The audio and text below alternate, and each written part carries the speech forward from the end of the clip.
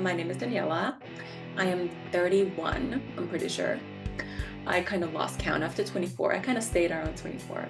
I'm from Finland originally, moved to the US in 2016, and been here ever since. And I turned pro in wellness in 2021. I started doing wellness in 2020, right when it came to the US, and it was just like the best news ever when wellness came around because it was like they needed something between bikini and figure, and wellness was just perfect for me. So that's the long and short of it. So before we even get into the fitness side of things, really interested in, your move to the US. What was that about? Why'd you come over? Um, what inspired it? Was it personal? Was it work? And then, past that, like how has that been? Yeah, so I went to university in Sweden and I graduated in 2016, and I was like, I just want to go somewhere where they speak English because I don't want to go somewhere to another country that I don't know the language. So, but I still wanted to like, get out, fly out of that nest, so to speak. So I picked the US and I came as an au pair. So that's like kind of when you're a live-in nanny. So you live with a US family and you get the cultural exchange and you take care of their children, and you also have like an educational component to it. You have to like go to school for a certain amount of credits. So I did that for 2 years. During those 2 years, I happened to fall in love with my now husband. So that's kind of how that all unraveled. Yeah, and how it's been interesting. I've lived a little bit all over. I started in Virginia, then I moved to New York, and then I moved to LA, then I moved back to New York, and then I moved to Ohio, and then I moved back to New York, and now I'm in New York. So, so I kind of like dipped my toes in all of the waters, which I kind of like because it is such a multifaceted country. Like you can go one state over and it's a different like climate, culture, everything. Like, yeah, I feel like the thing that all of the US has in common is just like the social aspect. Like everybody's really social here and not afraid to talk to strangers, which we don't do in Finland. So that's probably my favorite part. Interesting. I've never heard anybody say that. As far as like the culture there and here. I've never really seen it in that light myself, and I guess just being used to it, that's kind of what you get used to.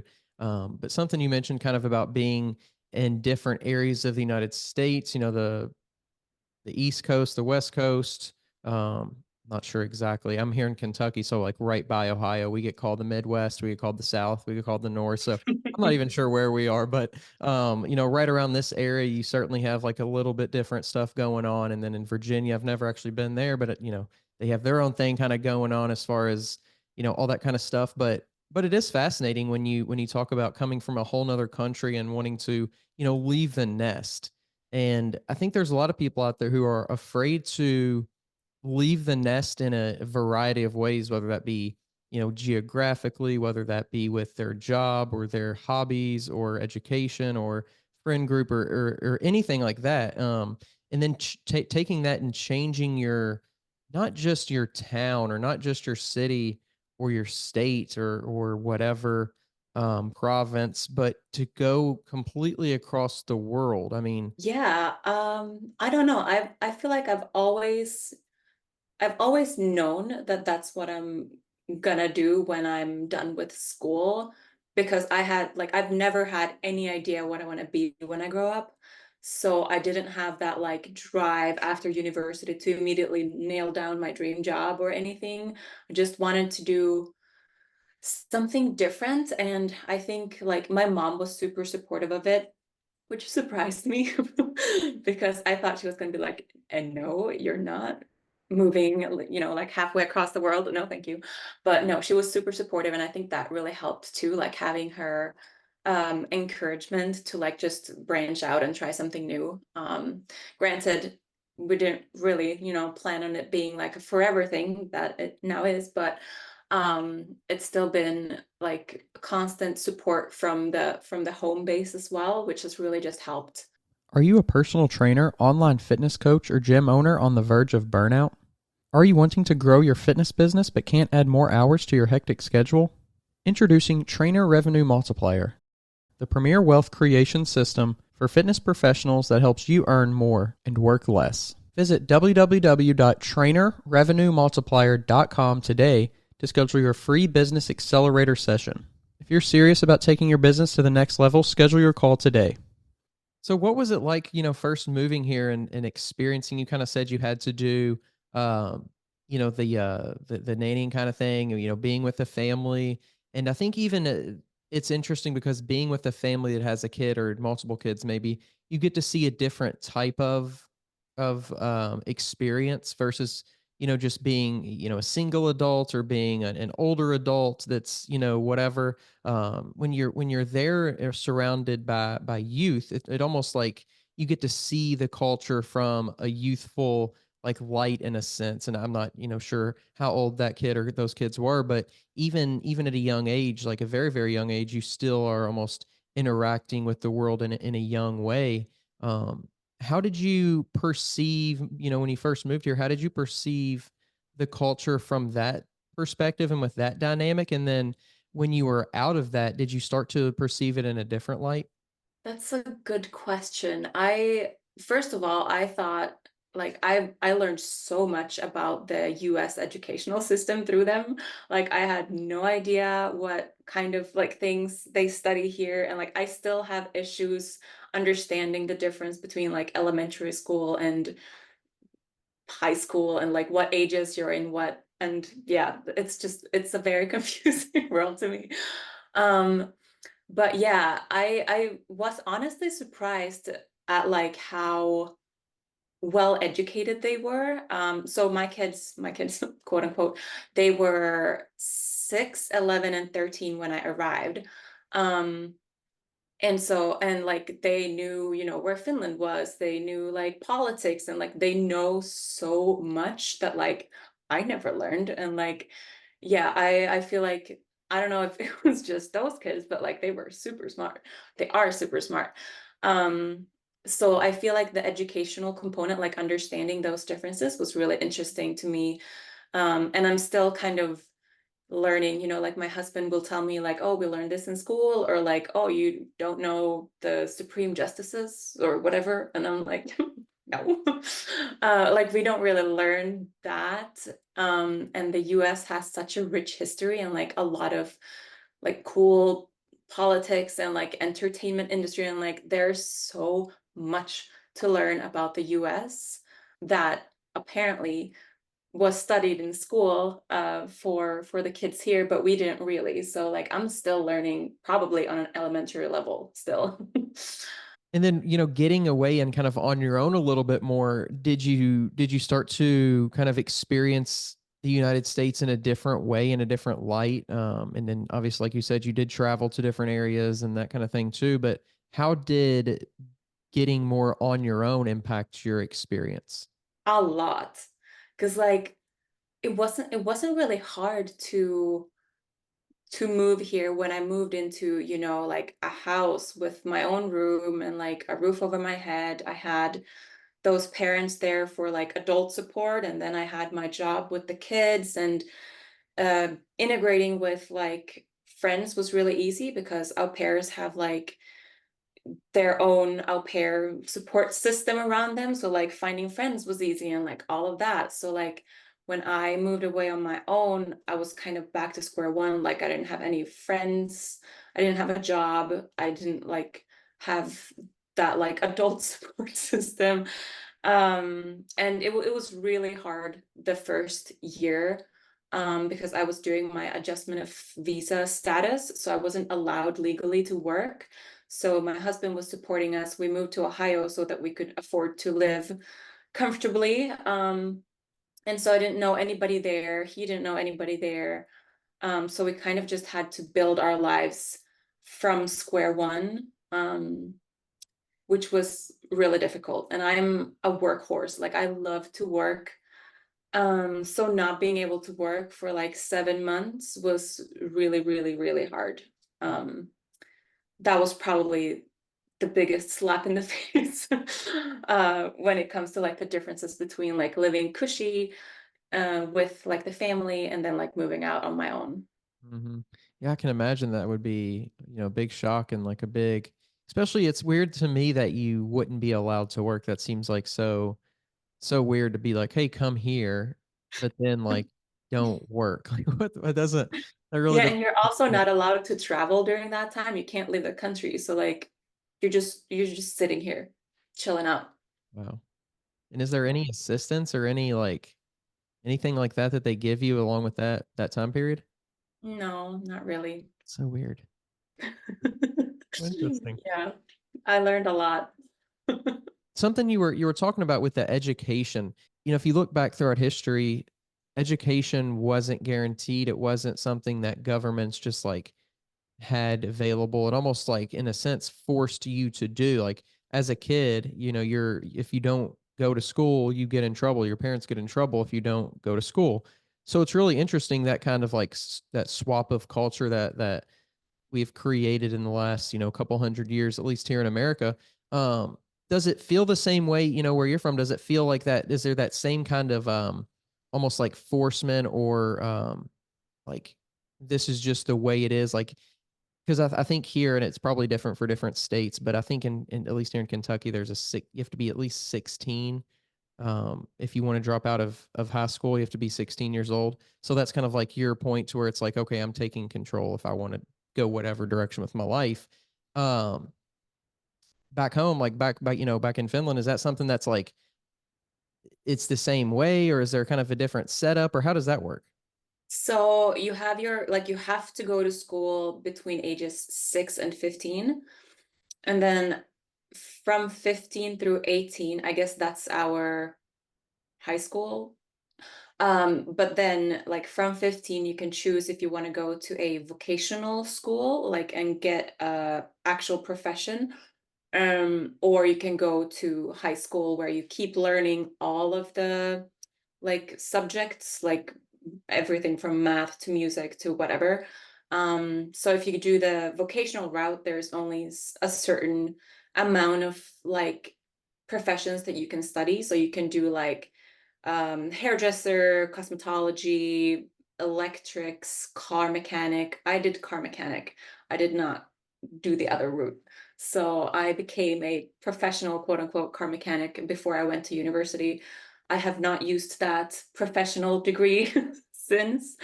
But it was fun. And I guess that's like the little freedom that you get when you're 15. But then, like, thinking back to it, how crazy is it that you're like supposed to choose that kind of path for yourself when you're 15? Um, I'm surprised that my mom let me do that because, like, yeah, what if I just pursued the car mechanic thing all the way? Like I would just sit there and be a car mechanic right now, maybe. But maybe I would be super successful. You never know. Yeah. So yeah, it's interesting, but like when you're 15, you're so young. So I Yeah. don't know. Well, I think even it feels like that in when you're going in here in America from at 18, that's when most people graduate high school and then go to college. That's what it feels like to me is that same kind of, and that's another 3 years, right? I mean, that's a big deal when you're that young, that those 3 years, but it still feels like, oh my gosh, I don't know what I want to study. I don't know what I want to do with my life.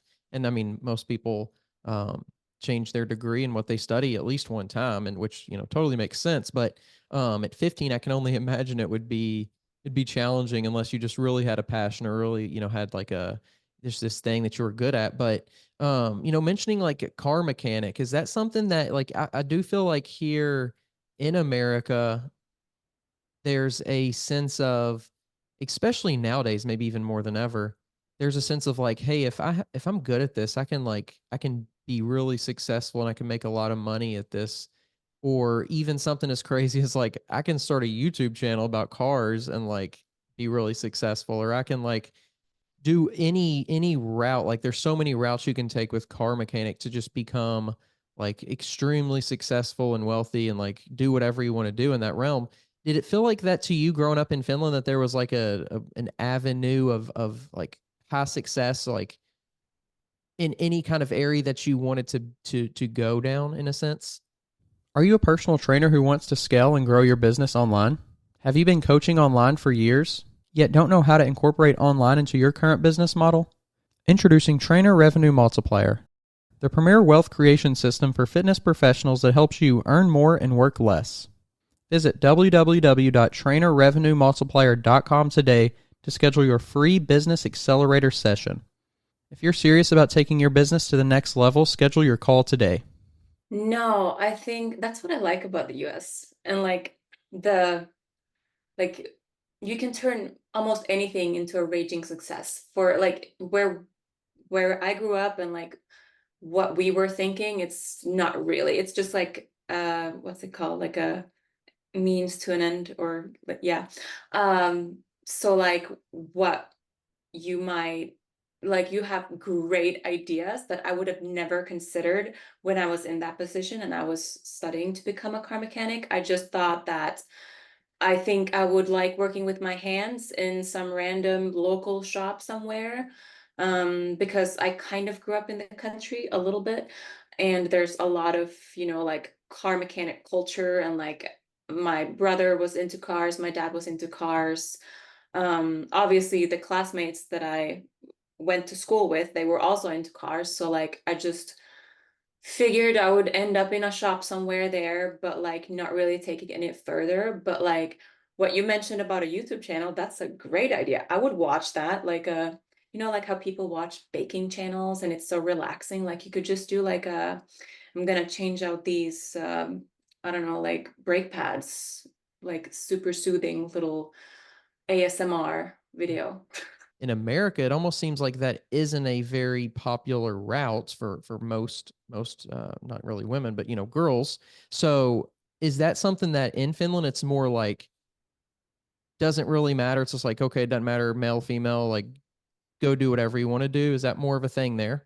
Not in my time. I was the only girl in my class, and my cousin, she went to the same school as me, but she went to become an electrician, and she was also the only girl in her class. So it was like 20 boys and us. So definitely a rare occurrence, I would say. Maybe still is. I don't really know. Probably, maybe, potentially, yeah. Yeah. So very similar to here, Yeah. growing up in Finland, is there a even in like the country and like a country environment aspect, is that something that is like that you can look back to after living in LA, after living in New York? Um Not sure exactly, what towns in Virginia or Ohio, but like obviously LA and New York, two of the biggest cities in the world. Do you ever look back and think, "Man, I missed like that speed, I missed that connection, I missed that smaller feel or sense at all?" Or, are you more of that person that just loves the pace and loves, all the stuff around you? It's funny. I've been reflecting on this so much the past like year or two, because growing up, I always thought of myself as like a city person. Like I would not mind living in an apartment forever, blah, blah, blah. But now lately, I've been craving silence and like a backyard and just peace and quiet outside for like a really long time. And I don't think I would have ever realized that that's what I want unless I'd lived in these places and tried everything out. I don't think I want like full on country mode, but like a suburb with like kind of a distance away from my closest neighbor, and like a private backyard fenced in for my dog. Like that's the kind of vibe that I feel like would be perfect. We lived in Columbus, Ohio, Okay. and like if I think about like the perfect maybe like area would be like Upper Arlington of Columbus, because that's like close to the city but also like nice, neighborhood with like walkable streets and like that kind of vibe. Same with like where I lived in LA. I lived in like the valley in a little like park called Reseda. And that was like the same thing. Like it was very family oriented, like wide sidewalks, you could walk everywhere, safe, nice, clean, silent. Yeah. And I think like it's so important to just like move away so that you realize what it is you truly want. Because like also I wouldn't have realized how freaking awesome Finland is if I didn't move away from it. Because like now, like there's so many things that I'm loving about Finland, and I'm so proud to be from there. And like I brag about it a lot, like just what Finland does and our president or whatever. But that's something I just never would have. I would have taken everything for granted if I would have stayed there forever. You know, like I would never would have seen it from the perspective of an expat, I think the phrases or the terminology, whatever, someone who has moved away from there and just like realizes the great aspects about it. Similar to, I'm sure if I were to ever move away from the US, I would be like, damn, it's a good country. So yeah, it's a blessing to have two countries that you really like, but it's also kind of hard because like your heart is in two places. Kind of going back a little bit to when you were growing up, getting into the fitness side of things, is fitness something, where did that start to play into your life, and at what point did it start to really have like a bigger impact in your life? So when I was in car mechanic school, I smoked a lot of cigarettes. I was super lazy. I would like drive to school. It was like a block and a half, maybe. I would take my car. Um, I would eat just like noodles and that's it. Like I was very not passionate about anything health and fitness. I think I got like a gym membership once, like one of those like 10 times card things that you could stamp and go 10 times. I got one stamp. So it was definitely not part of my life until I was like 19 or so, when my then boyfriend told me I had to quit smoking cigarettes. And I was like, damn it. I guess I'll have to find something else. So I found running. So I started running. And then that eventually got me into the gym and like interested in kind of shaping my body. And I used to go to a lot of those like classes that they have at gyms, and I really liked that. I did like some dancing and stuff like that, but it was really the gym that really just stuck with me through everything. And then when I ended up moving to Sweden for university, I went to school for physical training and like physiology type program. So it was very tied to training performance, nutrition, all of that. So it was like 3 years of high intensity studying, and that's the first time I competed in bodybuilding in 2014. I did bikini. I hated it. So I stopped doing that immediately after my first and only then show. And I got into powerlifting, and that's kind of where I stayed. Got really into powerlifting when I moved to the US and found a powerlifting gym.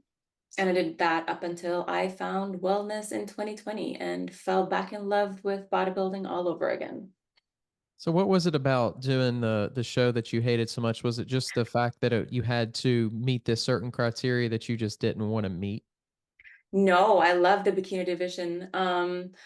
It was just, I was in a very bad place mentally, like with my relationship to food. Um, so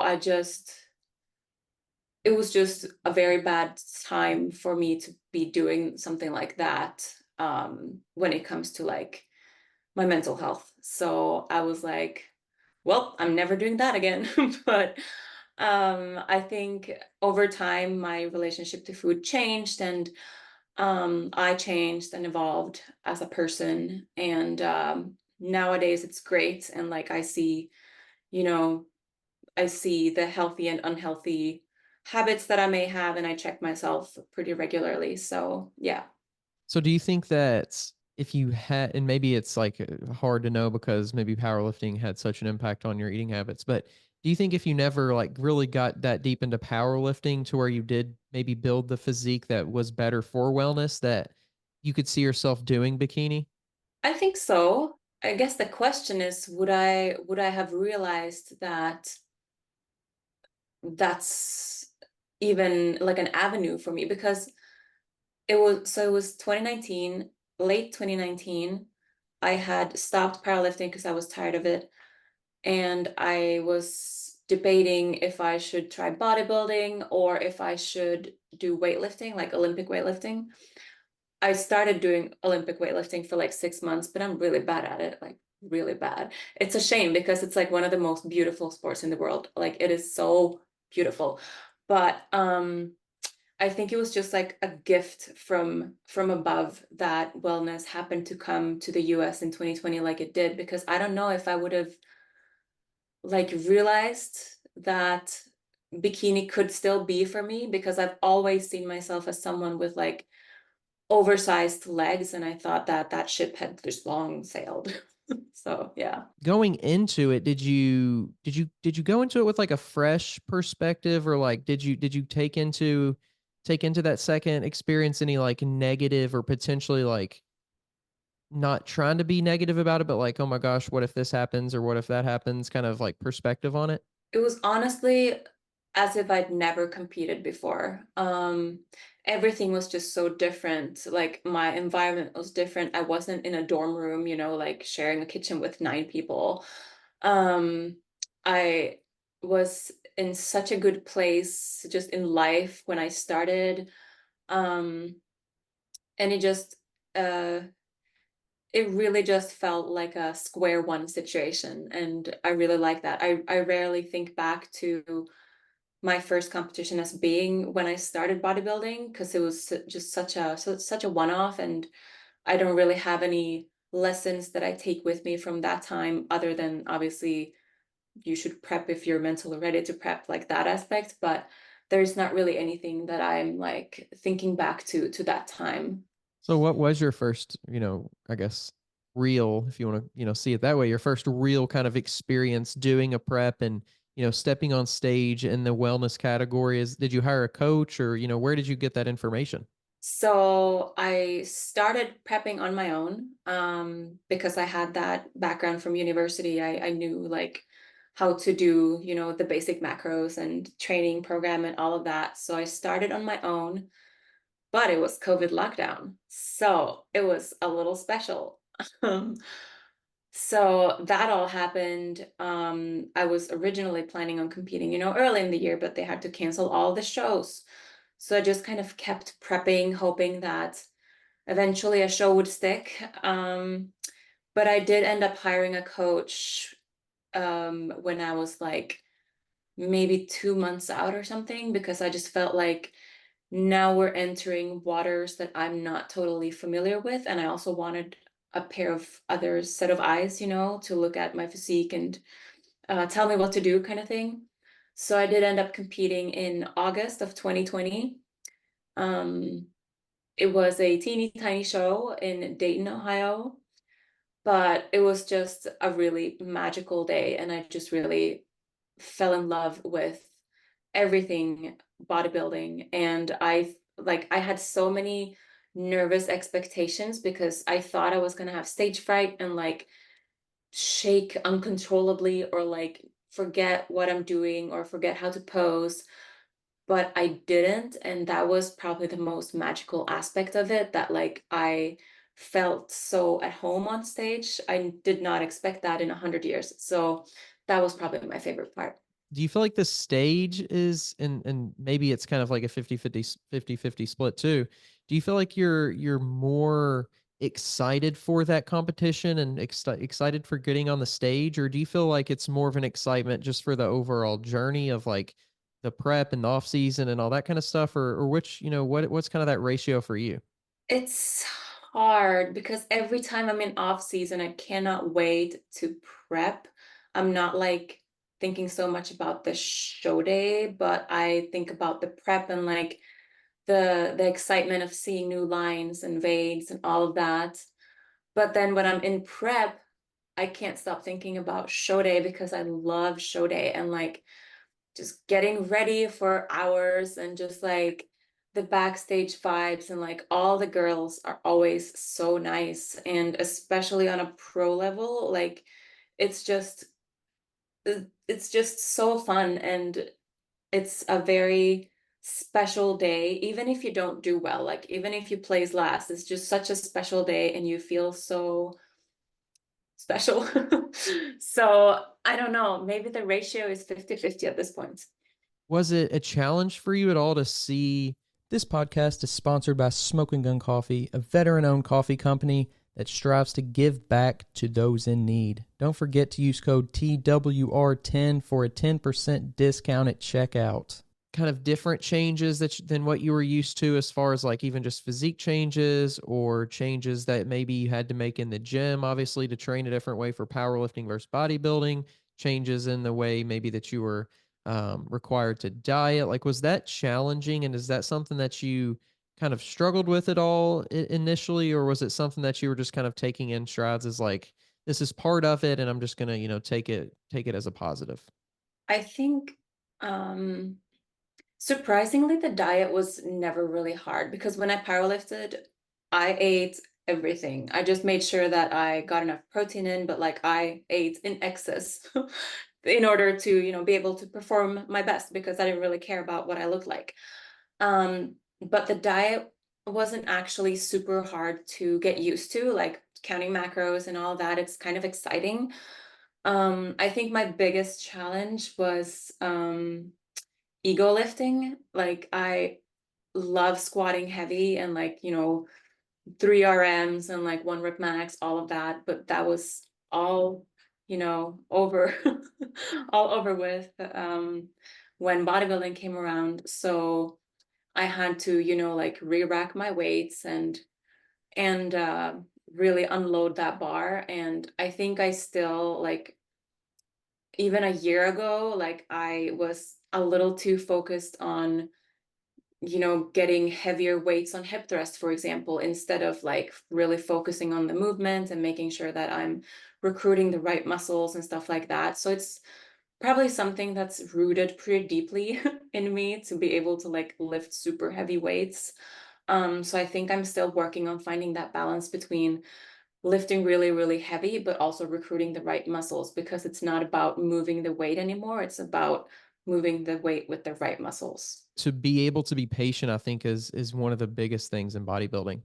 100%. Yeah, it's definitely something I struggle with, is the delayed gratification aspect of it all. Like even now I'm sitting here thinking about like how fun it's gonna be to like start squatting again in my off season. But it's a, it's a balance thing, because if I enjoy it, I should do it, but I should also do it according to my long-term goals. So like if I enjoy squatting heavy, I should work up to that weight in a more smart way rather than just like maxing out. So getting your pro card, turning pro, is that something that was on your mind very early on in your journey, or when did that start to become kind of like a possible reality for you? I don't think it was ever like, I didn't think it was gonna happen that quickly. I thought I was gonna have to struggle for quite a bit, because I felt like that's what I saw was happening. But then again, like wellness was so new, because I got my pro card in 2021. So like there wasn't really any reference, like, but looking at bikini girls, like some girls do multiple national shows per year. Um, so it was my first national show, so it wasn't really like something I expected to happen, but I still wanted to get a national show experience. But I mean, I think it's probably always been the goal. Like, like 2020, I was like, okay, I'm gonna do wellness. One day I want to turn pro. Like that was probably always the goal, but it was a very long-term goal that I just reached earlier than I thought, which is great. Did you go into that season thinking this is going to like I'm ready, like my body's ready, I'm mentally ready, or was it in some senses like it could happen now, but it could also happen next year or the next year? It was more so the it could happen now. But my coach at the time really hyped me up. So I think she helped me. I think you talked to her actually, Jamie. Yeah. So she really hyped me up and she was like, I think you can do it. Like you really have the shape and the look for wellness, and like turning pro could be a possibility. So I think she helped me keep dreaming a little bit, but I was perfectly, mentally okay with it not happening that year, but I still really wanted to try. So what was that experience like for you? Tell us about, the emotions, the experience, and, even a little bit afterwards, what was rolling through your mind then? I think that was like the first and only time I've cried from happiness, which was really interesting. Right after prejudging, I started crying and I just like couldn't stop and I didn't really know what I was doing. So I was just like picking things up and putting them down from my suitcase. Like I don't really, yeah, it was a very strange, happy feeling. I don't think it ever really sunk in until maybe like a year later. Because I went into off season then and just like celebrated life and like that great achievement. And so I think when it really sunk in, really was when I did my pro debut and like actually being backstage with people that you've looked up to for so long and like other pros. And like, it's just, I think that's when it really hit me that like, wow, I really like made it here. Like, here we are. What is it about that experience? Because you do see a lot of people get very, very emotional about that achievement. And obviously, it's a very big achievement. But for most people, it's not like their only achievement in life, right? Like you could look at graduating school, high school or college, or getting like a big job that you wanted to always have, or, things like that that don't necessarily move you to the same level of emotion. What is it about that experience in particular that's like that's wow, like this is there was something here that maybe wasn't there for these other experiences. That is such a good question. And like, I've had those other experiences too, like getting a really good job and like getting married and all of like super big, like life goals, life happenings happening. So that's a really great question. But I think it's probably the element of surprise because you never know where they're going to put you in a lineup. And B, also like the pent up months of like anticipation and preparation, and like you've also been depleted for several months and like you're maybe sleep deprived and like you've had so many like hardships leading up to that moment, and then like you get slapped in the face with that surprise, and maybe that's just like a lightning bolt to your system. I don't know, but it's a really good question that I'm going to think about a little bit because yeah, but maybe that's my theory that like it's such a surprise. And when I'm like, like when you get a jump scare or something, I've cried from that because I've been scared. So I'm thinking it's like a jump scare, but like in a good way. You mentioned kind of having that year of like not really it didn't really sink in, but did it ever feel like hey, I'm a pro athlete now, like did you ever look at yourself, and maybe now you do, look at yourself in a different light, or see yourself in this light of like I am a pro athlete, and not that you're like trying harder per se, but like there's a different level that you do things at. There's like a different expectation for yourself, or maybe even from others that you in some senses want to live up to, just maybe to make yourself, appear in a certain way, to make us, the sport appear in a certain way. Have you thought about any of those kind of different aspects of just being, a pro athlete? I really like that, like representing, quote unquote, representing the league and like being part of the league, and like I wouldn't have it any other way. Like I think it's such an honor to be part of it. So that's probably like my biggest thing. Like I keep thinking like every now and then I'm like, wow, like I'm part of that. That is so cool. You know how some people are like I'm a pro now. I can't be cheating on my diet or whatever. Um, Like those kinds of thoughts do run through my mind, but like I rarely, like especially in prep, I do not cheat on my diet. When I'm in off season, I totally do, but I've never really given myself a hard time about that. And I'm grateful to not really have any external pressure either to like have to be or act a certain way or certain expectations of me because now I'm a pro or anything like that. So I'm pretty zen about things. Yeah. Yeah. How do you, is that just a natural thing that you feel, or is that, does it take some maintenance to kind of keep that mindset going? I think I'm just like going with the flow. Like yeah, I don't think it's something that I have to really think about. One of the biggest things I've heard a lot of bodybuilders talk about, is stress management. Is that something that you find yourself? I mean, obviously there's going to be times when that becomes an issue in anybody's life or routine, but is that something that you find that you don't necessarily struggle as much with because you are just kind of going with the flow? I am definitely an easily stressed out person. But I feel like I've found ways that de-stress me and I utilize those a lot. So I really like to read a physical book, like transport myself into another world. That is like meditative in a way. That's actually something that someone told me once when I was doing like a health checkup or whatever. They asked if I was meditating, and I was like, no. And they were like, well, do you read books? And I was like, yeah, like every day. And they were like, oh, well, that's a form of meditation. So that really stuck with me because it really is, because you just lose yourself in the moment. And I really like that. Or like doing my makeup, doing my hair, like things like that are also like meditative and de-stressing to me. So I've found a lot of great healthy ways to cope with it. Even it doesn't always work, but yeah, especially if it's like a time management thing. Like I don't have time to do things, then obviously I don't have time to sit down and read.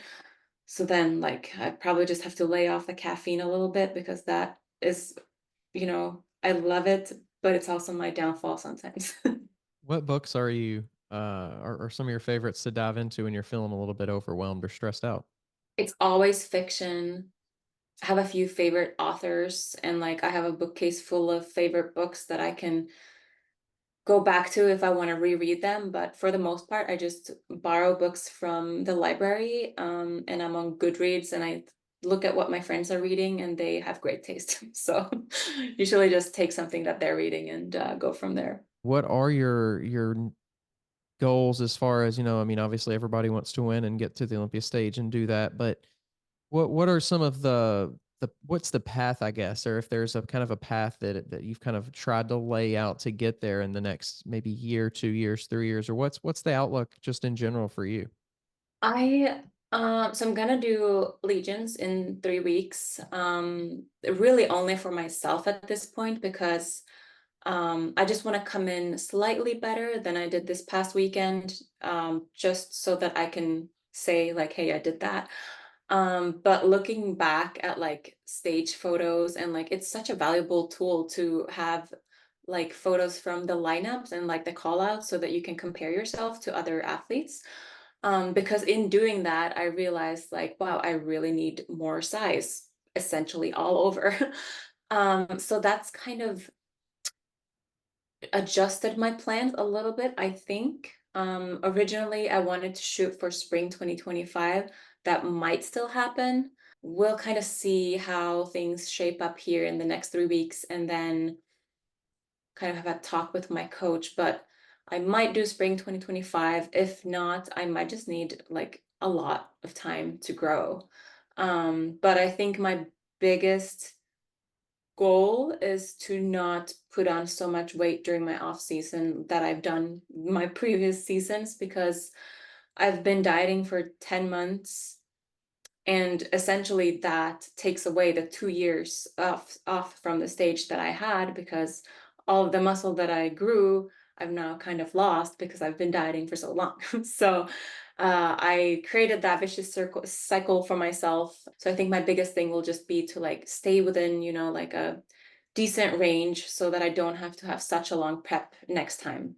it's definitely a delicate balance when it comes to that and finding, what works for you, what works for your body. Everybody's a little bit different in regards to, I can put on a little bit more fat and it's okay, or I need to put on a little bit less because, it takes longer to get it off. But, I think that that's such an essential part of the journey. And I think that it's really cool when you look at like longevity in the sport. And I think that that's why people are more successful the older that they get. Obviously, everybody has kind of their peak, but it's very different from other sports. You see people, competitors who are in their late 30s, and it's like they are in their peak and they're still going to be good for, several more years. Whereas in other sports, it's like, okay, you're 30 years old, you're probably at the end of your peak or, close to it. But with bodybuilding, there's so much in regards to like figuring it out a little bit more for you and then building and then refining and then like really being the bodybuilder that you are meant to be. Yeah. I really love that aspect too. And like even like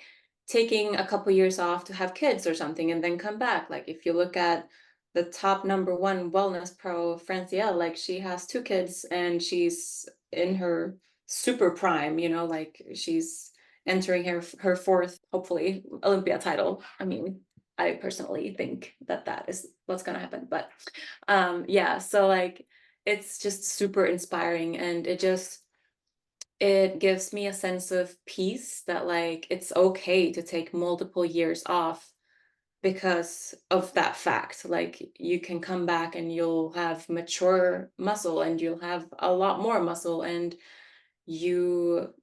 still have the potential to be one of the best in the world. I really appreciate you coming on and chatting with me here tonight on the weight room. Thank you so much for having me. I had a lot of fun. If you want to share any socials or anything like that, you can go ahead and do that. It's Dani Krooks on Instagram, and I'm pretty sure that's the same on YouTube as well. If you're tired of searching for a coach or trainer, somebody who knows what they're talking about and has experience, make sure you go check out the new Coach's Corner on weightroompodcast.com.